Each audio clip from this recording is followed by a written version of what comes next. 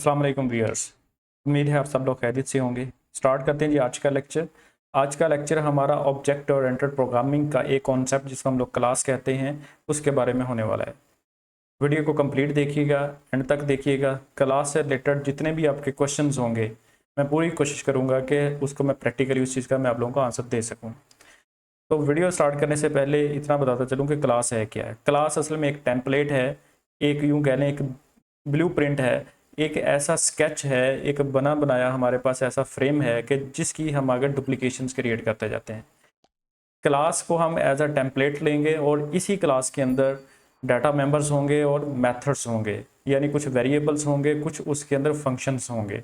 और इसी क्लास की हम मल्टीपल आगे इंस्टांसेस क्रिएट करेंगे। इंस्टांस मीन्स उसी के आगे ऑब्जेक्ट्स क्रिएट करेंगे और उस ऑब्जेक्ट के थ्रू हम लोग उसके मेथड्स को कॉल करेंगे। तो लेट्स स्टार्ट प्रैक्टिकली।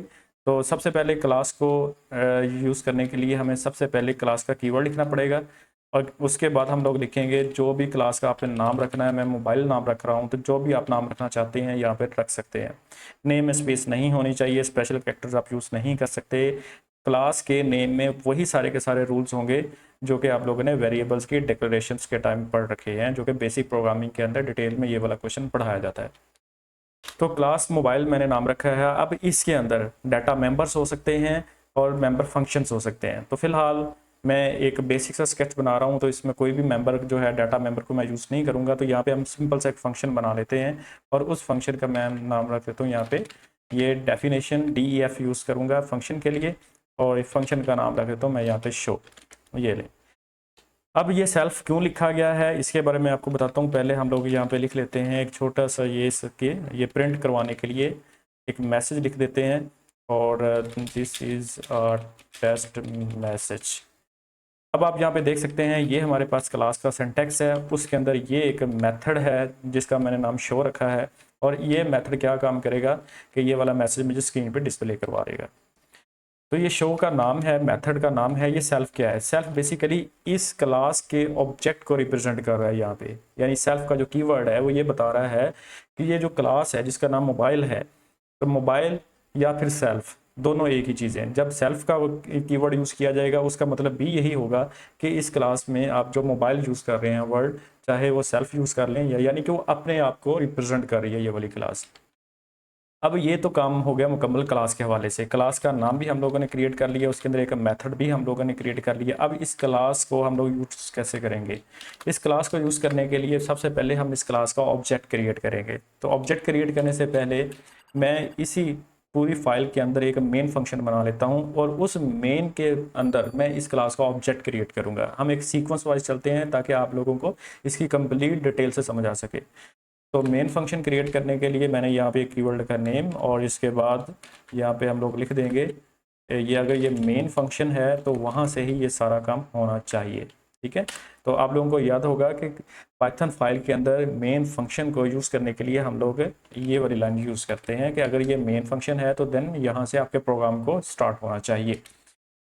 अब यहाँ पे क्या करेंगे हम लोग के इधर से हम लोग ऊपर वाली क्लास का ऑब्जेक्ट क्रिएट करेंगे। तो ऊपर वाली क्लास का जब हम लोग ऑब्जेक्ट क्रिएट करेंगे डेफिनेटली, तो क्लास का नाम क्या है जी? मोबाइल। ये लें। अब क्लास का ऑब्जेक्ट का नाम मैं रख देता हूँ M1, ठीक है, यानी मोबाइल 1। अब यानी कि हम ऊपर वाली क्लास की डुप्लीकेशन बना सकते हैं, उसकी कॉपीज बना सकते हैं। इसका मतलब ये है यहाँ पे, सॉरी यहाँ पे डॉट नहीं आएगा, यहाँ पे आ जाएगा इक्वल टू साइन। ठीक है, इसका मतलब ये है कि मैंने एक ऑब्जेक्ट बना लिया, ठीक है, और उस ऑब्जेक्ट का मैंने नाम रख लिया M1। अब मल्टीपल ऑब्जेक्ट्स इसके बना सकते हैं, यानी कि ये वाला जो मोबाइल की क्लास है उसका मैंने एक मोबाइल बना लिया जिसका नाम रखा M1। इसी तरह से आप M2 भी रख सकते हैं, यहाँ पे दूसरा मोबाइल आ गया, इस तरह से तीसरा मोबाइल, चौथा मोबाइल, इस तरह से एंड सो ऑन। आप जितने मर्जी एक ही क्लास के ऑब्जेक्ट क्रिएट कर सकते हैं।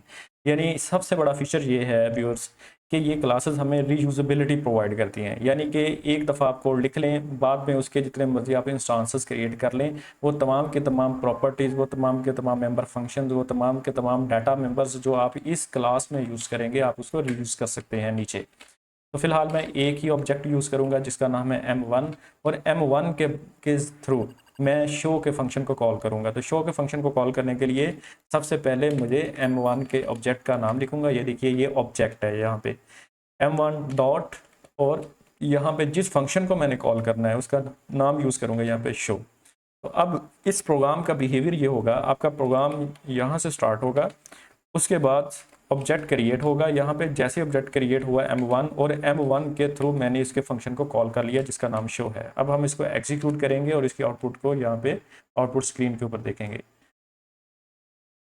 तो ये देखिए व्यूअर्स, ये लिखा हुआ this is a test function message, यानी कि इसका फ्लो मैंने जैसे कि आप लोगों को बताया था कि यहाँ से इसकी एग्जीक्यूशन स्टार्ट होगी, पहले ऑब्जेक्ट क्रिएट होगा, फिर उसके बाद ये वाला मेथड कॉल हो जाएगा।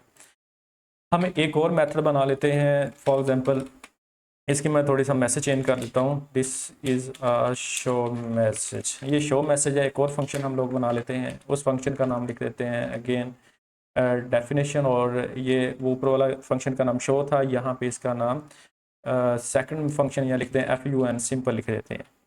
और इसके बाद आपने इसके अंदर नीचे मैसेज लिख दें। ये इसलिए मैं ये काम रिपीट कर रहा हूँ ताकि आप लोगों को ये पता चल सके कि एक ही ऑब्जेक्ट के साथ हम मल्टीपल मेथड्स को कैसे कॉल कर सकते हैं। This is a second function कह लें आप इन मोबाइल क्लास, ये मोबाइल की क्लास के अंदर दूसरा मेथड है।